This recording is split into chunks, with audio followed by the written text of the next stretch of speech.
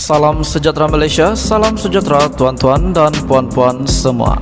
Hari ini Malaysia, rakyat Malaysia bakal digemparkan dengan berita tergempar mengejutkan panas hari ini berkaitan dengan isu-isu semasa politik di Malaysia, berkaitan dengan pendidikan, ekonomi dan segalanya ada di sini untuk semua isu-isu hangat di Malaysia. Mari kita menonton video hari ini, apa yang ada hari ini. Sila tekan butang subscribe, like dan share video ini. Jangan lupa tekan tombol lonceng untuk info-info yang lebih banyak daripada channel ini. Berita akan dimulakan beberapa saat lagi. Teruskan bersama di dalam channel ini untuk info yang lebih hangat di Malaysia, untuk semua rakyat Malaysia, untuk keluarga Malaysia. Mari kita menonton video ini. Hello Malaysia, salam sejahtera tuan-tuan dan puan-puan. Hari ini ada satu berita yang pasti tergempar untuk Anda. Kita tahu pada hari ini beberapa pemimpin di negara yang sudah menjadi buah mulut orang untuk menjadi Perdana Menteri pada masa akan datang. Kita tahu ada pemimpin ataupun ahli politik yang baik kita nampak, ada ahli politik yang kita nampak kurang baik ataupun jahat, terlibat kes mahkamah, rasuah, pecah amanah, pengubahan wang haram dan banyak lagi. Kita bercakap tentang kes mahkamah. Najib pada ketika ini sudah berada di penjara. Namun terdapat satu pemimpin yang kita boleh lihat dia ini berjiwa rakyat, tapi dia selalu membongkar sesuatu yang ada di dalam seseorang pemimpin yang ramai rakyat Malaysia tidak tahu. Pemimpin muda yang handsome ini, memang handsome lah beliau nih. Tapi beliau dikaitkan dengan kes mahkamah dan menerusi Facebook Najib Razak.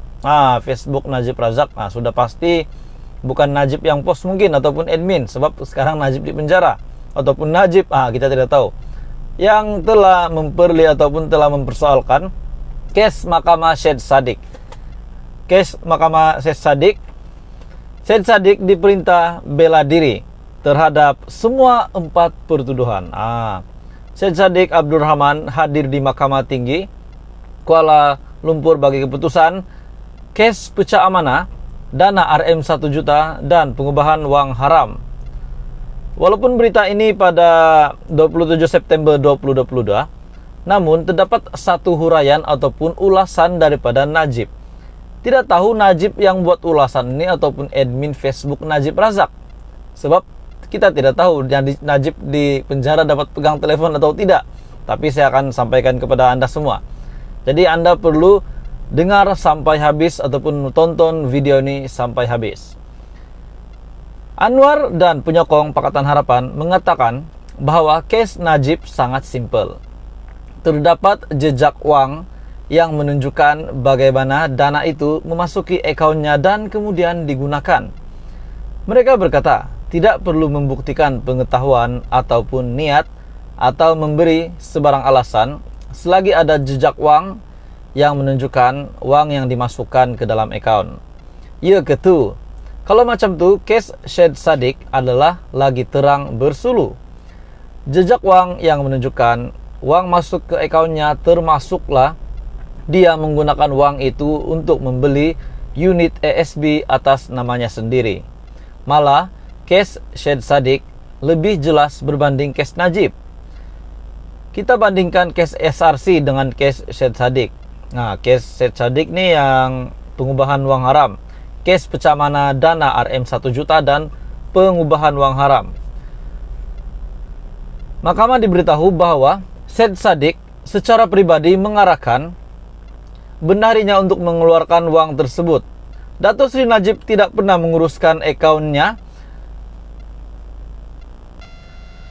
Kita bandingkan kes SRC dengan kes Syed Saddiq.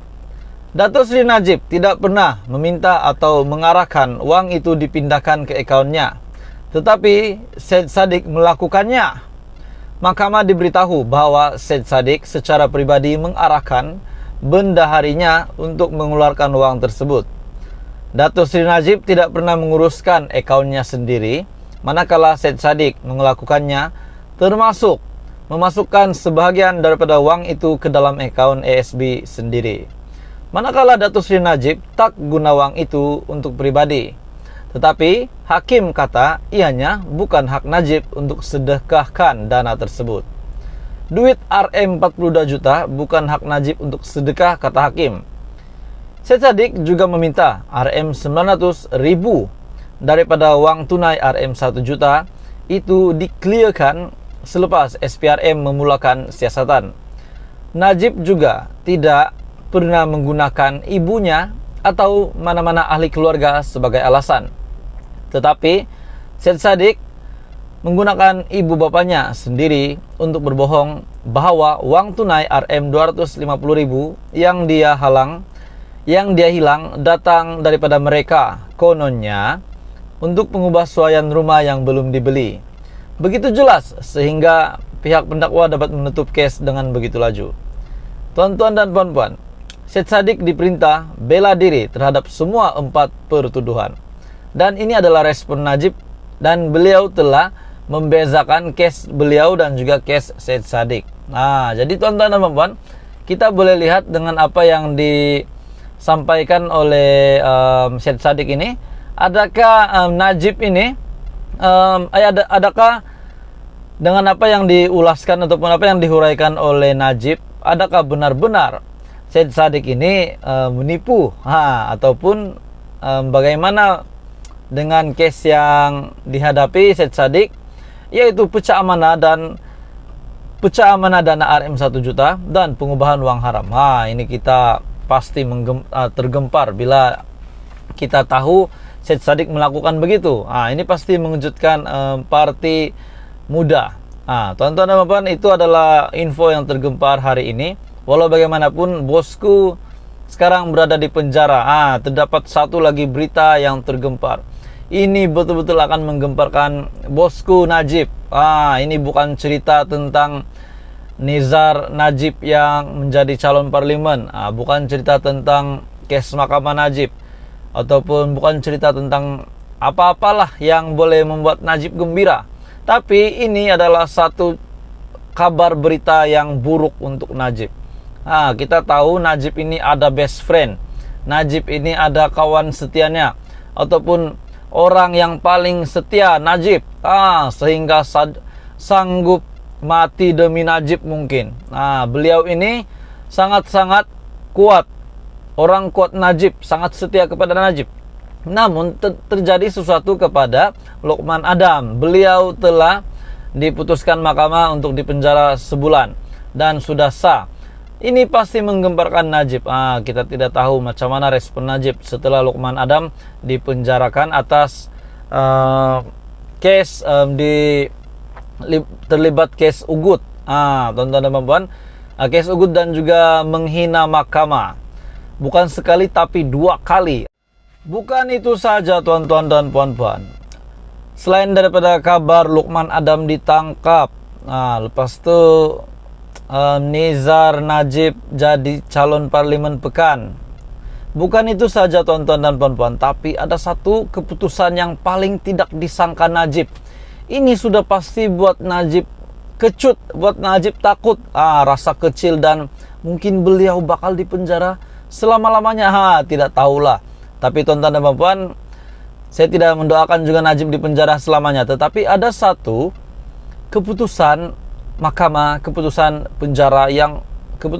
jabatan penjara yang pasti menggemparkan Najib.